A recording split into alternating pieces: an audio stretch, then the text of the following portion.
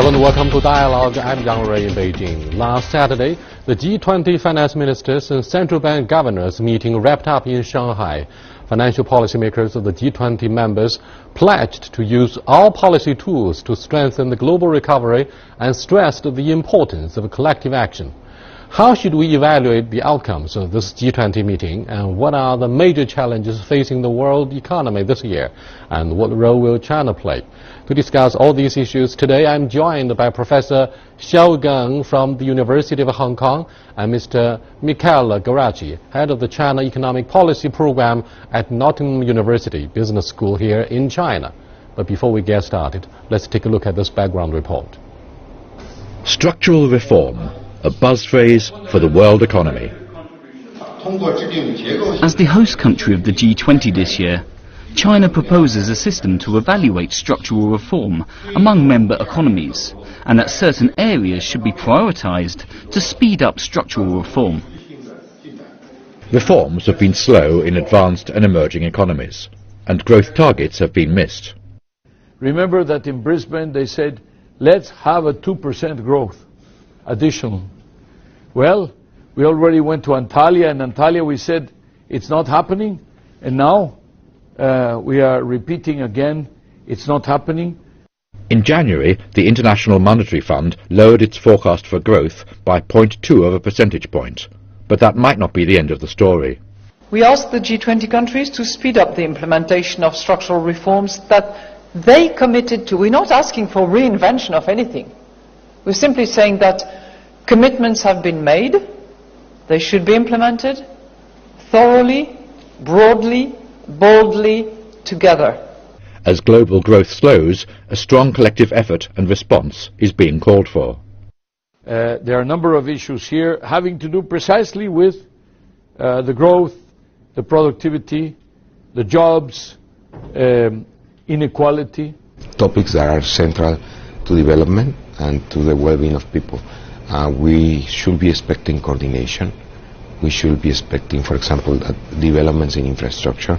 Those are the type of things that the G20 initiatives are actually very good in achieving.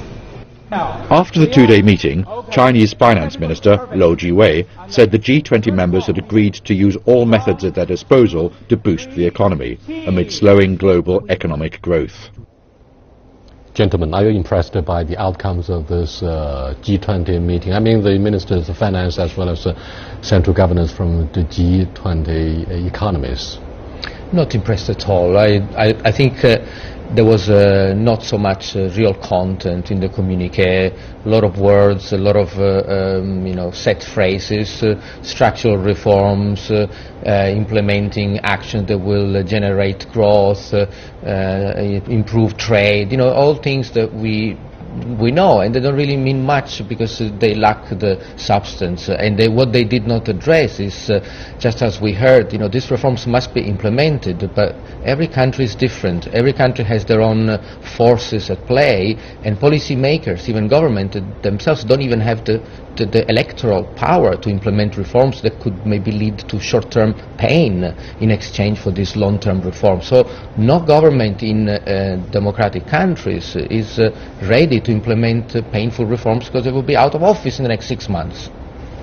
Policymakers in the struggling economies are looking for solutions to the current economic woes. However, this guy seems to be apparently fed up with the cliché in the official rhetoric. What do you think of the deliverables, if any? Well, I thought the finance ministers, central bankers did a pretty good job, actually led by the Chinese, finance ministers and central bank.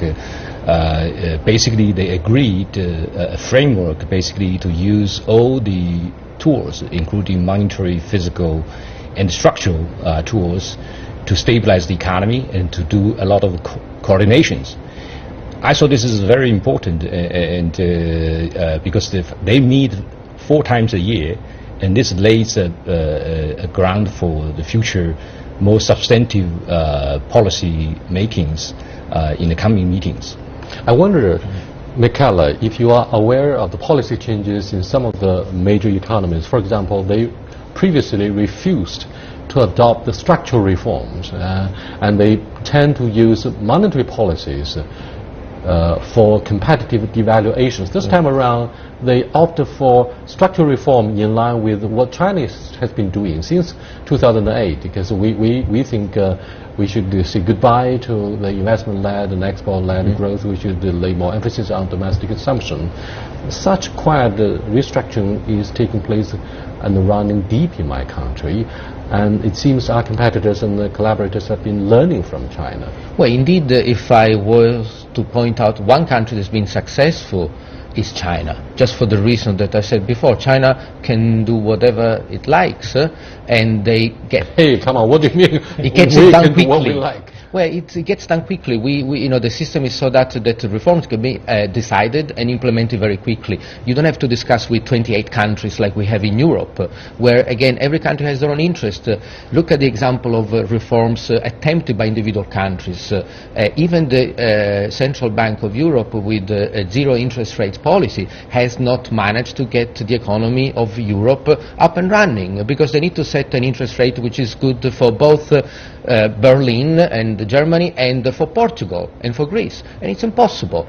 They choose halfway in between, and they will make both people unhappy. It will be maybe too high for Germany and too low for Greece, or the other way around. The Eurozone does have its monetary union. The Europe has a monetary union, but it's a union made of 19 different countries, which have different speed, different stages of development.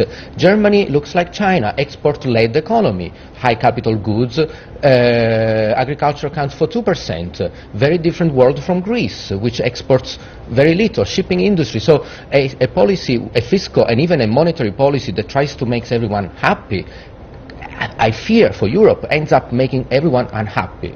But like you said, China instead is being successful because it's one country, one type of economy, pretty much. Yes, Shanghai is richer than Guizhou, but the trend is in the same direction. Look, Xiaogang, it seems we are facing mixed responses from observers the world over, with people like McCalla saying a lot of nice things about China's economic performance, which was registered at a 6.7% GDP growth rate last year, and yet many people are crying foul. Hey, look at the slowdown, and it's a huge negative impact upon the rest of the world. He, in contrast, says, oh, the structural reform in China is good, deserves credit. Well, there's no doubt China's structural reform has been really wonderful for the world. There's no countries have done so much within such a short period of time. And I think the key is to realize that China is as diverse as Europe. So China has a lot of its own problems because of the diversity. So the Chinese monetary policy, fiscal policy, structural policy actually also has the same problems. So in some areas China has been very successful. In others, also have same difficulties. Let's be more specific about what is going on here in China. Let's focus on the so-called supply-side reforms. So what does that mean? Well, supply-side reforms, I think, have a few dimensions. First, in the past, China have built supplies, across the country, but the people are moving to, the more productive first-tier, second-tier cities. So what's left in the third and fourth-tier cities? Those capacities now basically redundant, and China needs to absorb that. Right? And the other is, the people's demand changed. Now they want to have, clean air, fresh water, safe food, right? So those means that, the supply side needs to adapt to the demand. And that is difficult because, we still have state-owned companies, we still have a lot of inefficient, small, traditional industries, and the Chinese people are now have options, to buy overseas, right? So those are creating, I would say, ongoing challenge to Chinese producers, because they have to compete, with all the producers around the world. If you cannot produce a cell phone as good as iPhone and Samsung, the Chinese people will buy Apple and Samsung, right? So those are the challenges, I think the Chinese leaders and the Chinese peoples are realizing. But it's not easy to do it, in a month or in a year. It's an ongoing challenge. And China realized this, and of course also including other areas like social and infrastructure, all those things, which inequality, right? So those are all long-term challenges. China is actually dealing seriously with it. And in other countries, just like we just heard, they're not doing anything. They're still. I think Europe is still facing with serious challenge of social stability, right? And so all those issues and also geopolitical issues are troubling Europe and other countries. But that's why, in a way, I think we agree that China has done successfully in the last 40 years, but except for the very embarrassing issue of local debts. Local debt, we also have local debt. By the way, China debt to GDP is pretty much in line with that of Mediterranean countries, in the range of 300% of GDP, if we include the debt of all constituents of the economy, private, public, financial, non-financial, and government. Now, if we only look at government, China looks very virtuous, with about 50-60%. Maybe the local government adds another 70-80%, we don't know, but it's not 140, 160 like we have in Italy, in Greece. But if we add the total debt to GDP of the overall country, as we should, because think of this, the GDP is the produce of the whole country. So we should include the debt of the whole country. We cannot just do the debt of one portion, the debt of the government divided by the product of the whole country. So, to my knowledge, the that's why the measure statistics about the government's debt. The statistics about the debts is composed of three sectors: government, public sector, and non-public sector. But what he says is not accurately what I learned. For example, a senior economist from Goldman Sachs says the government debt actually accounts for 150, and he says it's only about 60. Yeah, I think the central and local government combined probably around, I would say around 100, or maybe between 100 and 150, depends on some of the other contingents, the loan debts. Right? But even at the 150 level, it's relatively low. By the global standards, given China's current stage of development. But does the government debt include those of the state-owned enterprises? Yeah, include. The key point is that the household debt GDP ratio is relatively low, and also the central government debt GDP ratio, as we just heard, about 60% is also very low. But in China, the problem is that we have a lot of local government debt and also state-owned company debt, which incur a very low interest rate, but basically they have some redundancy, either with ghost town or overcapacity, right? But those China faced a similar problem before, because we are growing at 6%, 7%, or even 5% in the future, right?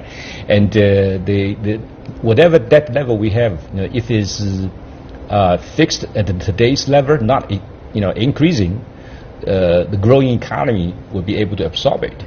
And also the other thing I think we need to consider is that over the last 3 decades, China has accumulated a huge amount of wealth, assets. So even if, the debt is like 100 or 200% of GDP, but Chinese wealth has increased from 0 to maybe 5 times of GDP, right? So China as a whole is actually solvent. If you look at China's net position of foreign assets, it's positive. It's more than 10%. It's around 14%, and the U.S. actually is negative 40%. If you look at the net asset value, China is actually pretty robust. So I think that China does not face with this so-called solvency problem, but China does face some liquidity problem in the sense that the Chinese financial sector has not opened yet, and so the Chinese people right now hold very few foreign assets. But countries like the U.S., Japan, and Europe, they are people holding a lot of foreign assets. So they are more or less in a very diversified portfolio. You are right. Yeah. We haven't opened up the capital account at this moment yet. You are watching Dialogue with Michele Garazzi and Mr. Xiaogeng. We are discussing deliverables of the just concluded G20 meeting for finance ministers and top bankers. We'll be back in a short while. Stay with us. Welcome back. I'm afraid there have been mixed reports about what's going to happen to the RMB with Mr. Zhou Xiaochuan, the Chinese top banker, saying, no, there is no legitimate ground for further devaluation of the RMB. But some others argue, however, that a new Plaza Accord is likely to be reached. But it didn't happen. And why do you think there were rumors about having a new Plaza Accord? Now, we are still awash with the bitter memories about the Japanese version of the Plaza Accord, which led to almost 2 decades of stagnation, and it's a lost decade, of course, for the Japanese economy. Are we following suit? Well, no, luckily not, because we have seen that the meeting just in Shanghai has not agreed on any Plaza Accord, and in fact I think it was just a speculation and maybe just setting a very high bar. Clearly countries, the G20 countries, would not agree to fixing currencies like it happened in the Hotel Plaza in New York, in fact. And even if that froze the value of the yen against the dollar, in a way, Japan, 20 years of, let's say, bad economic performance, at the end of the day, has not caused any major turmoil in Japan. We have seen no revolution. Yes, some people's life have not improved as fast as before, but pretty much even with a zero GDP growth, the average Japanese person has lived relatively well during the 80s and 90s.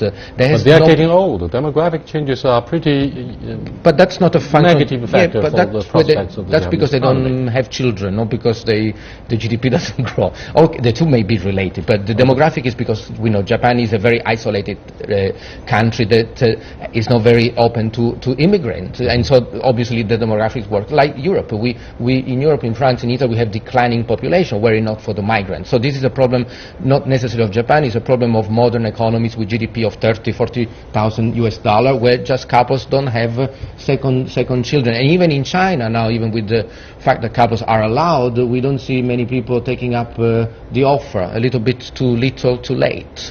And so China also needs to be careful with the demographics. In fact, China demographic will get worse before they get better, because the more children we'll have for the next 20 years, these children will be dependent. So the dependency ratio will just be worse and worse until 2050. And in sharp contrast with China, India is very happy to share the labor dividends because they promised to catch up with their huge GDP statistics. Now, Professor Xiaogeng, although the G20 economists and although the G20 economists noted monetary policy alone can't lead to balanced growth, the issue communicates that monetary policies will continue to support economic activity and ensure price stability. Does the world economy rely too much on using monetary easing? Well, yes and no. I think the problem which G20 ministers realize is that the world is actually in deflation. The zero interest rate is basically a deflationary policy. Just like gold. With gold with no interest, right? And gold standard, people all know, study history, is deflationary, and the world is actually facing with that problems, right? So.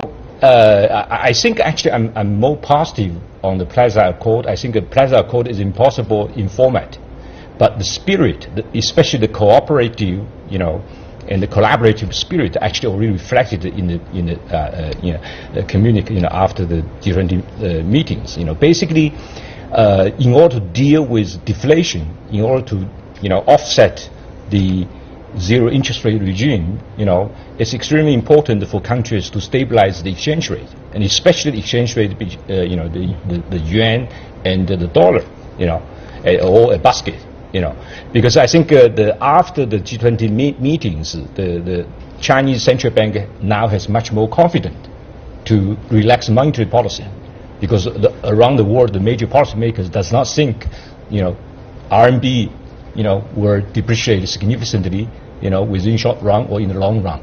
I think that is actually some very positive, constructive things, coming out of the meetings. You know, and today, you know, People's Bank of China lowered reserve ratios by 0.5 percentage point, and which I think is actually reflects the confidence that the market and also the regulators, you know, central bankers now have on the stability of the exchange rate. But the monetary policy, maybe China should once again copy from the mistakes that we made. In Europe, we had the zero interest rates for many years, and so in the US, an economy is not quite working. And so, in a way, I think that the central banks have used monetary policy too much, to no effect. And now they're running out of weapons. Now China needs to be very careful because, yes, interest rates in China are higher than in the rest of the world, but so is GDP growth. And in a way, I always say GDP growth and interest rate should be equal. So if China grows at 7%, interest rate should be 7%. Europe grows at 0, interest rate at 0. US grows at 1, interest rate at 0.5. And so that's the balanced way to work things out. Now, if China keeps on lowering interest rate at 1.5%, with the GDP growing at 7%, it will create massive imbalances and bubbles. We already have bubbles in Europe, asset prices with zero interest rate, even if GDP is still at 0, and it would almost be a balanced growth. And so I'm always a little bit worried that we have basically never seen what happens after 10 years of zero interest rates. We are working in like uncharted territories, and China is too big to test, to be the first one to test it. So let Europe first see how it comes out from QE, and then let China maybe implement similar policies. I don't think the Chinese relaxation on the monetary policy is actually QE, largely because China has combined the structural reform and also fiscal policy with monetary policy. So given China's current situation, the relaxation on the monetary policy, it's not going to create the inflation in the manufacturing sector, in the overcapacity sector, you know, or in those, so in a way, China has much more options and has a much better balanced policy packages, you know, than Europe or even United States. You know, in Europe, the zero interest rate and QE in US, Japan, and Europe has not actually bring substantive structural reform and investment in the infrastructure. That is really the problem, and that basically allowed the real economy stuck at the zero interest rate levels. But in China, I think most likely more fiscal policy, more investment policy is going to come out, you know, on, you know, some of the urban sector, you know, the good investment, which is actually, I think, is good for China growth and also global growth. We have many policy options and policy tools on the table. China is facing the issue of capital outflows. As you mentioned earlier, we have accumulated a huge amount of wealth over the past 4 decades since the opening up. Let's look at Europe. On June the 25th, the British government will hold a referendum to decide whether they will remain in Europe or not. What do you think of the impact on the prospects of the EU economy? Question number 2, we're talking about the confidence. Which country will have the biggest spillover effect? I think the effect on Brexit, so-called, it's not very clear, and the reason is because we are asking what happens if the UK exits the European Union, but we don't know where it will land. So what will be the new UK relationship with the rest of Europe? And we were saying, will it be like Switzerland? Will it be like Norway? Will it be like Russia? Will it be like China? Is there going to be still a free movement of people, tariff, goods, social service, you know, how many? It's not clear. So this referendum, as it was done last year for Scotland, it's very muddled with the internal UK politics, and it's not really explained clearly. Now, let's not forget that the average person on the street in the UK really is not expert on the impact of a Brexit. So they will vote, as people always do, up on emotion. They see pictures on TV like the one we saw today of migrants from Macedonia fighting with the police, and they think that would happen in Calais, Dover border crossing, and they will vote to exit. So here the policymakers have a very big responsibility to inform the people of the UK. You know, if we exit Europe, we will end up, or we will end like this or this other country. May be good. Maybe at the end of the day, I think the effect is not going to be a lot because we trade with Switzerland. Spillover effect, please. Well, I think the biggest spillover effect is actually the zero interest rate. Because with zero interest rate policy, you know, financial systems basically trying to invest in like speculation. Mm-hmm. And the real sector cannot make actually, you know, the returns zero, and you can still get the credit. That will basically crowding out a lot of high return public and private investment, you know, because there's no return to the, you know, people, depositors, right? So that's really the biggest spillover effect which China has to really, you know, pay attention to, because in China, just like you pointed out, growth is at such high, you know, rate. The interest rate should be higher, but you know, the monetary policy should actually support, you know, the more productive sectors, right? So I actually think that you know, that's the deflation is the biggest spillover effect. You know, countries, emerging market, they should never have, you know, have the like a deflation. You are growing at 7%. Come on, how can you have deflation? That's why people don't always believe there is a mismatch between the deflation number negative, the deflator is negative, and the growth is so high. Right. So that's why I say that because the advanced economies, they are still large in financial terms, so they decide the global interest rate, which is zero, and which actually hurts the Chinese real sector, because at the zero interest rate, you know, you invest in unproductive, you know, projects, right? So the interest rate should be higher if you look at the emerging market, but because the advanced economy are still in the process of recovering from financial crisis, so they're dealing with the financial problems, and the political system there has not yet been able to deal with the real sector problems. That's the problem. The last question. Yeah. What should be the major driving force for our economic sustainability so that China will still play the role of the world economic engine? Very quickly.